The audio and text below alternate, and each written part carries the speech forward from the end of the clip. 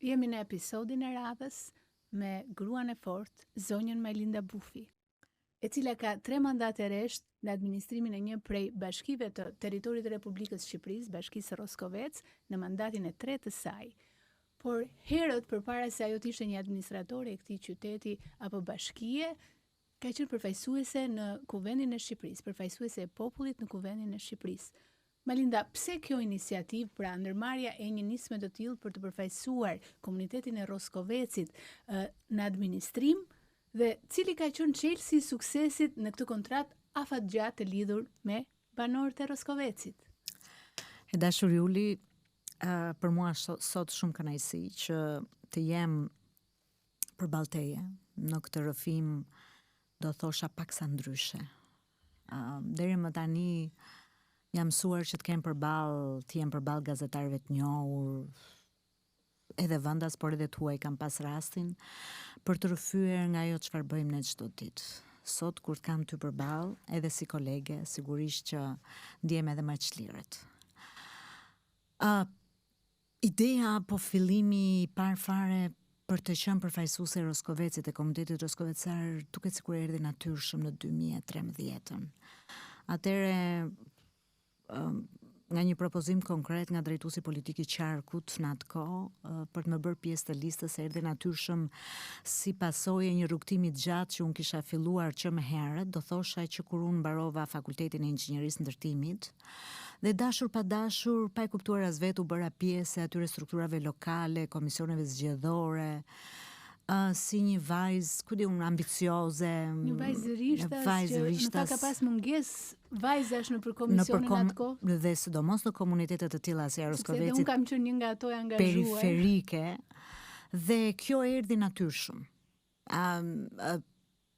Pjesëmarrëse në politika, në këto strukturat lokale të partisë, pastaj drejtuese partisë në atë zonë, dhe erdhi natyrshëm që unë të isha pjesë e listës në 2013 si përfaqësuese e komunitetit Roskovecar në Parlamentin e Shqipërisë. Por nuk zgjati shumë, 2 vite, vetëm 2 vite si antare e Parlamentit të Shqipërisë, dhe pastaj unë garova për të qenë kryetare e Bashkisë në Roskovec, u desh ta ndërpres këtë mandat në atë kohë. Sigurisht që ky ishte një gjë krejt ndryshe, sepse nga po themi kandidimi si pjesë e listës, jo me emër të drejtë për drejtë të nominuar, pastaj në një garë që ishte drejtë për drejtë emërim përballë një kandidati të partisë që kisha përballë në atë kohë, burr, dhe unë dola e fitova, sigurisht me mbështetjen. Po, në zonë e vështirë, jo shumë e lehtë në fakt, për të fituar nga një kandidat. Shumë e vështirë, ka qenë dhe mbetet e vështirë. Në fakt, unë them që të gjitha zonat periferike janë vështira, dhe sa më të vogla zonat, aq më e madhe vështirësia, sepse në zona më të vogla komunitetet arrin të menaxhohen dhe të manipulohen shumë të lehtë se në territoret e mëdha. Këtë gjë ne kemi ndjerë, ndjejnë dhe të tjerë që kanë provuar këtë lloj sprove dhe këtë lloj sfide, por megjithatë ne ja dolëm. Megjithatë Majlinda Bufi është për herë të tretë unë ja dola, dhe për herë të tretë jam në këtë detyrë si përfaqësuese e qytetarëve roskovecar në detyrën e kryetares bashkisë. Merrem çdo ditë me menaxhimin, administrimin e punëve, projekteve, detyrave, shërbimeve që lidh kjo detyrë për të bërë më të mirën e mundshme ndaj qytetarëve të Roskovecit. Çelësi suksesit që ju e dolet që qytetarët e Roskovecit ju besojnë një mandat të tretë. Pra një kontratë afatgjatë gati 10 vjeçare deri sot, ngelen edhe 2 vite. Unë do thoja që e para njëra është përkushtimi dhe krijimi i besimit të qytetarëve. Unë kam arritur që tek ata të krijoj besimin ndaj meje. Kjo përmes komunikimit me ta, qenia e drejtë për drejtë me ta.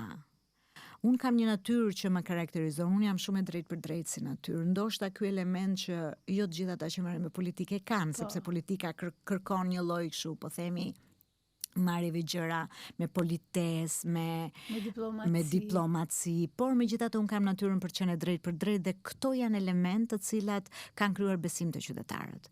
Dhe dhënia këtyre efekteve që në mandatin e parë bën që ata të shihnin që tek unë të gjeni një kryetar ndryshe deri në atë moment. Një kryetar që atë që thoshte e zbatonte, e realizonte. Dhe me njerë që në mandatin e parë ata e ndjen feedbackun ose efektivitetin e kësaj gjëre dhe këtyre të fjalës së dhënë dhe fjalës së mbajtur dhe punës së kryer. Dhe kjo bëri që edhe kur unë kandidova për herë të dytë, edhe pse në 19 ishte një, po themi gar krejt ndryshe nga çdo herë tjetër, sepse nuk ishim një kandidat përballë, por megjithatë pjesëmarrja e qytetarëve në atë kohë që ishte goxha e lartë krahasuar me, po themi, edhe me bashkitë e tjera, tregoi që domethënë që qytetarët kishin besim. Dhe gjithashtu dhe 2015 po ashtu që ka qenë një garë jo e lehtë, ka qenë një nga më të vështirat, tregoi pikërisht këtë gjë, domethënë që qytetarët patën besim tek unë dhe e treguan këtë gjë përmes votës që më dhanë. A ka ndryshuar diçka te Majlinda e mandatit të tretë në krahasim me Majlindën e mandatit parë? Sigurisht që po. Ka ndryshuar shumë gjëra. Unë do thosha që tani kam fituar një besim në vetvete, unë së pari, kam ndryshuar edhe një lloj qasje në lidhje me atë, po themi, faktin e drejt për drejt, ose me mënyrën se si duhem parë gjërat me komunikimin ndaj qytetarëve, me faktin që do të jesh edhe më transparente, sepse janë element të cilët bëjnë të jesh në një qeverisje sa më të mirë me qytetarët dhe rrisin edhe më shumë besimin që qytetarët duhet krijojnë tek drejtuesi i vet. Bashkia, ti di shumë mirë që bashkia është si puna e shtëpisë. E asaj dere një familjes madhe ku qytetarët e kanë derën e parë ku trokasin për çdo lloj problemi që kanë. Ishte ajo sfida në fillim që nëse do të ishte ajo afërsia e administratës së bashkisë me komunitetin, pikërisht, pas reformës, dhe unë besoj se ne ja dolëm në këtë këndvështrim. Pikërisht, ky ka qenë për ata që domethënë nëse një kryetar bashkie ka arritur ta kuptojë këtë gjë dhe ta bëjë në mënyrën më të mirë të mundshme, sigurisht asnjëherë nuk ka perfeksion, sepse gjithmonë ka vend për përmirësim. Shumë element që ndoshta jo gjithmonë varen nga ty apo nga stafi që ti ke. Ne e dim shumë mirë që sa më në periferi të jesh, aq më vështirësi ke me burime njerëzore të mira, me mundësira, me akses më të mirë për të arritur çdo lloj gjëje, nuk është kaq e thjeshtë, por nëse një drejtues i mirë arrin që t'i përafroj edhe mangësitë që ka, edhe mungesat që ka, duke gjetur, po themi, element të tjerë zvendësues ose plotësues, kompensues, besoj që ja del kësaj gjëje. Dhe unë them që ne ja kemi dalë detyrë.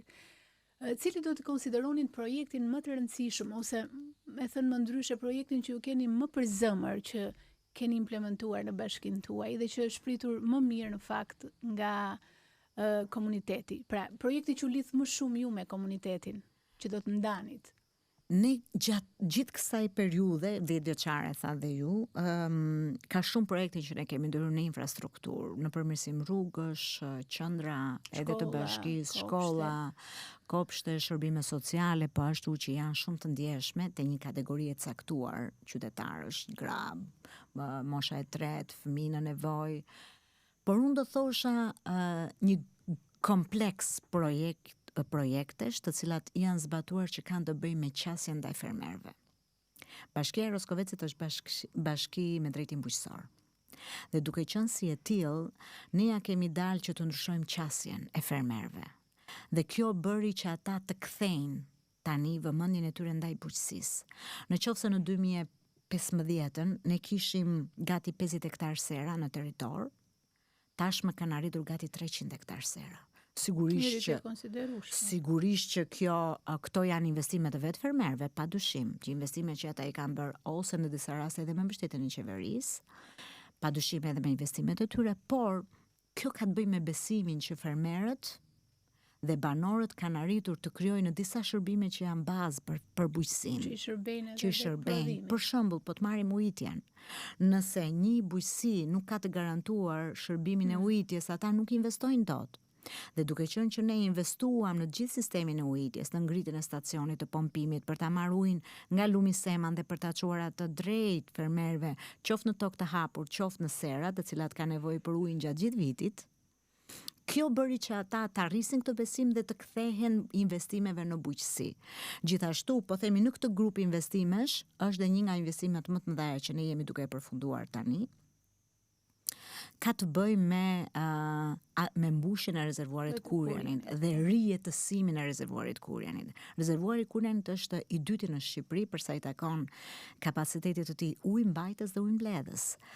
Dhe që nga koha që është ndërtuar kanë kaluar vite, që nga koha që ai është projektuar dhe ndërtuar si tillë kanë kaluar vite dhe me ndryshimet klimatike, mbushja në mënyrë natyrale nga shira dhe nga gjithë pellku i mbajtës, sigurisht që nuk garanton mbushjen e tij në kapacitetin që ai ka dhe pastaj garantimin e ujitjes për fermer. Kështu që ne u detyruam përmes një aplikimi dhe investimi të miratuar nga Ministria e Bujqësisë që t'i japim jetë rezervuarit të Kurjanit duke ndërtuar një sistem furnizimi që nga Lumi Seman me një stacion pompimi atje, transmetimin e ujit përmes kanaleve të tubacioneve, mbushjen e knetës së zezë dhe pastaj ndërtimin përsëri të një stacioni edhe më të madh për ta marrë ujin me ngritje të dytë mekanike nga kneta e zezë dhe për të mbushur rezervuarin e Kurjanit. Por risia në tërë këtë projekt ka të bëjë me përdorimin e energjisë. Ajo që ne kemi shtuar si element të ri sot është ndërtimi një parku fotovoltaik prej gati 7 dynym.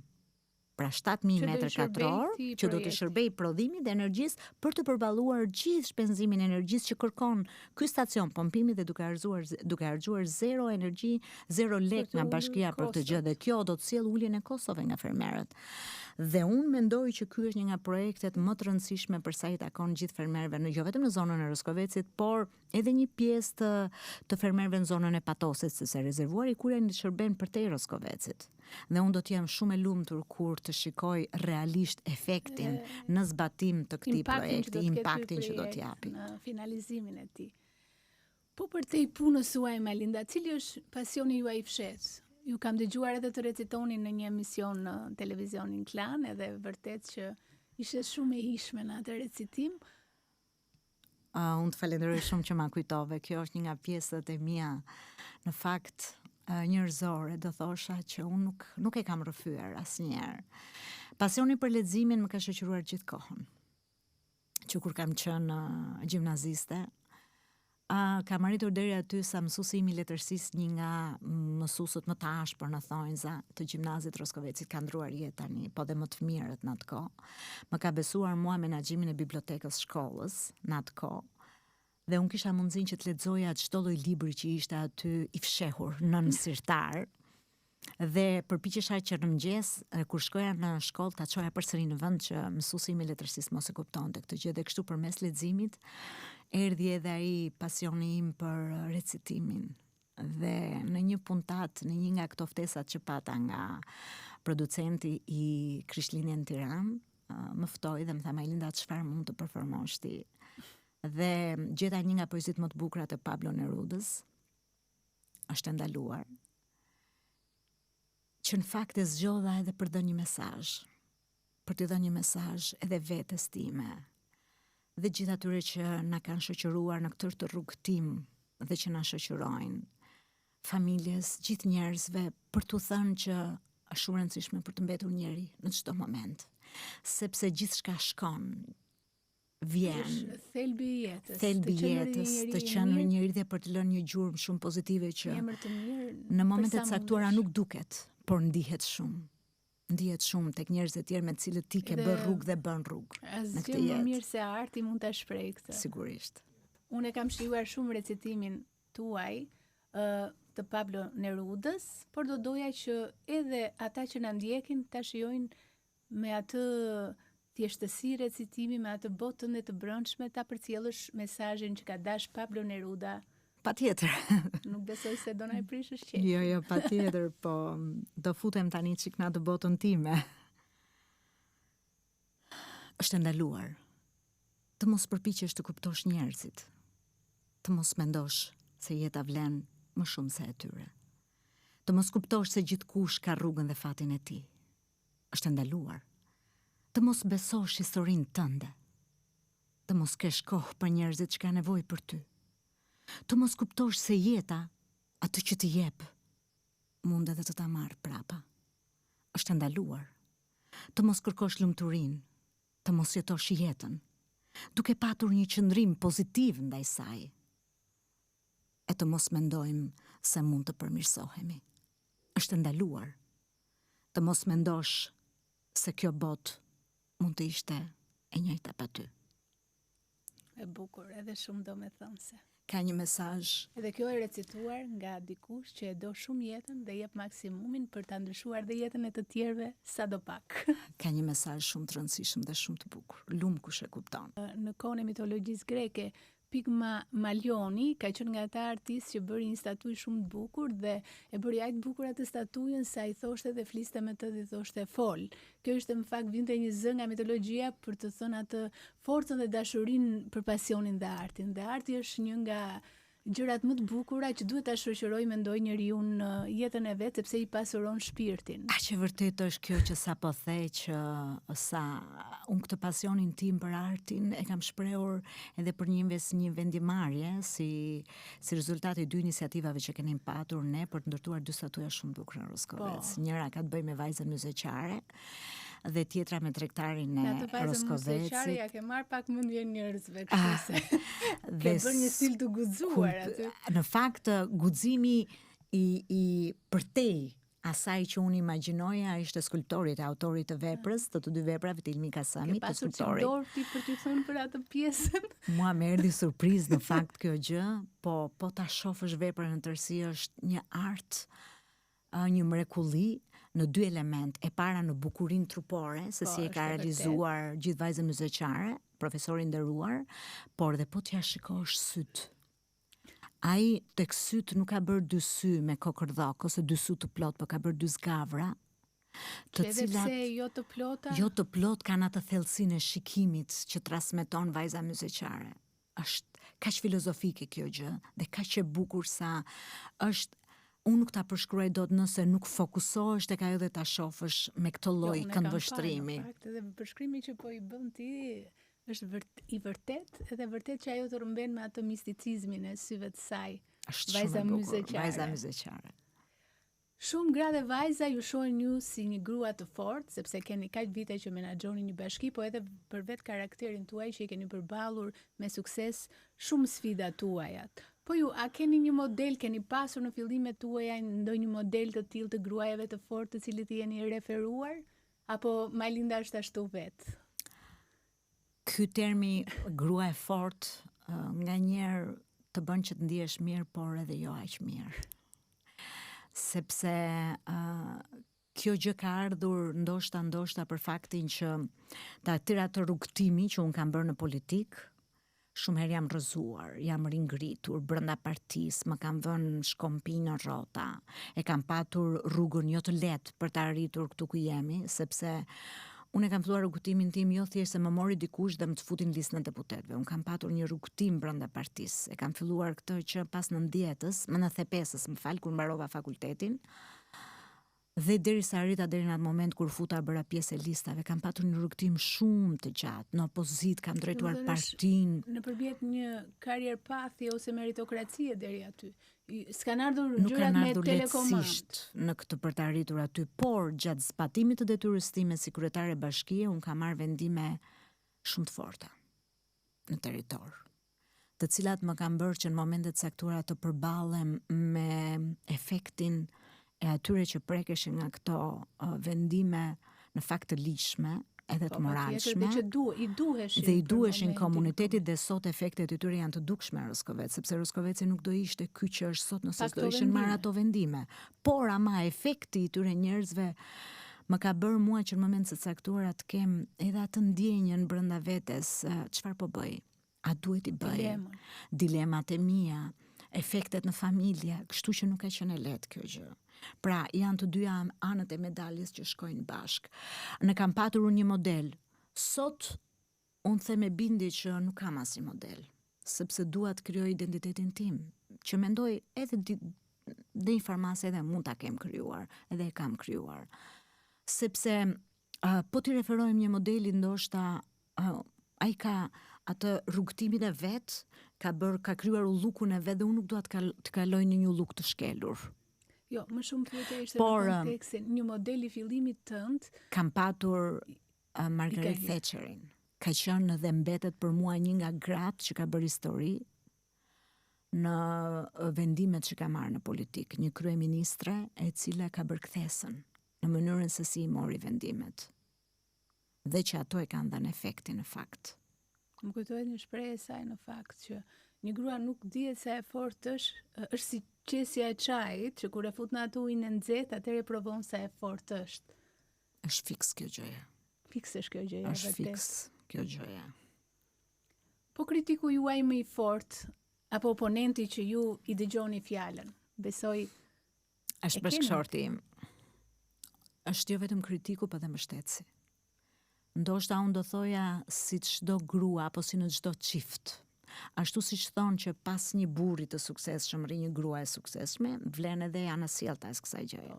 Që mbas një gruaje të fortë qëndron një burr mbështetës. Dhe unë besoj që në një shoqëri të tillë me këtë mentalitet kjo është më domethënëse se sa sepse nuk ka kuptim, nuk mundet dot që në një çift që kanë krijuar në mënyrë të pasgjithshme një simbiozë me njëri tjetrin, nëse duan të ecin bashk paralelisht, duhet të mbështesin njëri tjetrin. Dhe padyshim që nëse burri zgjedh bëj karrierën, gruaja duhet jetë aty për ta mbështetur atë. Nëse kundërta ndodh që gruaja duhet bëj karrierën, burri duhet jetë aty për ta mbështetur. Dhe mbështetja nuk është vetëm të krijosh lehtësira, të japësh kohën e dur, ta mbështesësh kur ka problematika, por dhe të jesh dhe kritiku më i mirë. Kush të kritikon me këndvështrimin ose me qëllimin për të përmirësuar, padyshim që do shikoj çfarë nuk shkon tek ty, çfarë duhet përmirësosh. Do më të mirën prej teje. Do më të mirën prej teje dhe do thosha edhe fëmijët e mi. Sot për shembull ata janë në një moshë kur, por edhe më herët, sot ata janë 24, 23, vajza dhe djali, moshë të pjekur, kur padyshim që par këto gjëra në këndvështrimin e rinisë së sotme, të thonë ndoshta atë që ti nuk arrin do ta kapësh, sepse ti mendon gjërat në mentalitetin tënd, në gjykimin tënd, i shkon tjetër këndvështrim, por ata e shohin se si një i ri sot pret vendimarrjen nga ty. Kështu që unë do thosha, familja ime është mbështetësja më e madhe, por dhe kritizerja më e mirë për mua sot, në gjithë rrugtimin tim. Sa e vështirë ka qenë për ju përballja me drejtsinë dhe cili person ju ka qëndruar më afër në këtë betejë? Kjo është një temë në fakt që deri më tani që kur ka filluar kjo përballje, unë nuk jam shprehur asnjëherë dhe nuk do doja që të shprehesha, sepse për sa kohë jam në një proces nuk do doja të flisja. Por ndoshta diçka mund ta them këtu. Nuk do ta them për pjesën e procesit gjyqësor, por për pjesën e targetimit gjyqit publik që të bën shoqëria. Shoqëria sot me të gjykon në bazë asaj që shikon në media, që dëgjon në rrjetet sociale. Dhe videot janë ato që më së shumti kanë marrë audiencën më të gjerë. Por duhet ta dim që kanë nxjerr atë që ato duan të nxjerrin, jo të vërtetën që ka ndodhur, dhe jo gjithë kontekstin e bisedës që ka ndodhur, diskutimit që ka ndodhur në zyrë. Diskutimi që ka ndodhur në zyrë është më shumë se aq, sa ata shohin aty. Sigurisht që unë jam kritike me veten, ajo nuk duhet kishte ndodhur, padyshim. Sepse një drejtues është edhe për të treguar durim, edhe për të treguar gjerësi, zemërgjerësi, edhe qetësi, dhe jo shkelje të etikës. Këto janë element që duhet i ketë një drejtues dhe nuk duhet ndodhin, ku jam kritike me veten në këtë pikë, por gjithë diskutimi dhe gjithë e vërteta është më shumë se sa shfaqet në video. Përballja me drejtsinë vazhdon, do vazhdoj. Unë pres më të mirën prej tyre, sigurisht, por le t'ja lëm kohës këtë gjë. Besoj që më e mira do t'jetë për ty, sepse ke treguar një përkushtim, dashuri për punën dhe besoj e gjitha ka qenë në funksion të punës me përgjegjshmëri. Të paktën në këndvështrimin tim, pastaj ashtu siç ti e citove shumë mirë, janë gjëra që mbase duhet të ngelen, jo të përfshihen në këtë proces. Unë besoj që më e mira do ndodhë. Pas kaq shumë vitesh në detyrë, a mendoni për një sipërmarrje tjetër në politik, apo e mendoni veten dhe jashtë saj? Më kujtohet këtu kur ta drejtoi këtë pyetje Cincinnatus, që ka qenë një mbret në Rom në vitin 500 para Krishtit, që edhe pse ishte shumë i suksesshëm gjatë qeverisjes së tij, zgjodhi pasaj të shkonte të punonte në Ar. Ishte një dilemë në fakt. Ti ke dhënë shumë shoqërisë dhe besoj që ke ende energji për ta bërë atë. Si e mendon Majlinda? Unë energji kam sepse jam natyrë shumë energjike dhe besoj me këtë lloj energjie do të jem derisa të tiki nga kjo jetë, sepse është çështja ime brendshme kjo. Kam dhënë, mendoj që kam një eksperiencë ashtu si dhe ti, 3 mandate në mandatin e tretë tani, janë goxha, po them 2 vite në parlament, gjithë ato vite në përfshirje në partitë, në strukturat lokale të partisë në Roskovec, padyshim që krijojnë eksperiencën e vet shumë dimensionale në këtë drejtim, në shërbim të komunitetit, por unë jam inxhiniere në profesion, padyshim.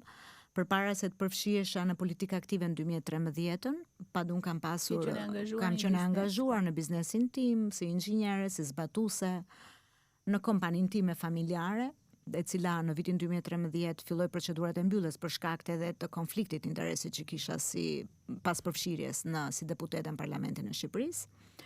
Nëse gjërat nuk do të vinë të tilla që unë ta gjykoj një vazhdim për të dhënë akoma në politikë, sigurisht kontributin tim, nuk e di, padyshim që unë kam se çfarë të bëj, do kem se çfarë të bëj. Gjithë familja ime tani është e fokusuar në këtë drejtim, vajza ka mbaruar arkitekte, djali është duke përfunduar inxhinier ndërtimi, kështu që jemi bërë një skuadër tani që padyshim do përpiqemi të ringrihemi, të punojmë, jeta është e tillë, mundësira ka plot, do përpiqemi dal nga dal. Jam e bindur që do mbijetojmë edhe këtu. Ka një shembull shumë të mirë vendimar se në ekipin e vete sapo krijuar, unë ju uroj suksese dhe mbar, shëndet të keni. Të faleminderit shumë, gjithashtu edhe për ty.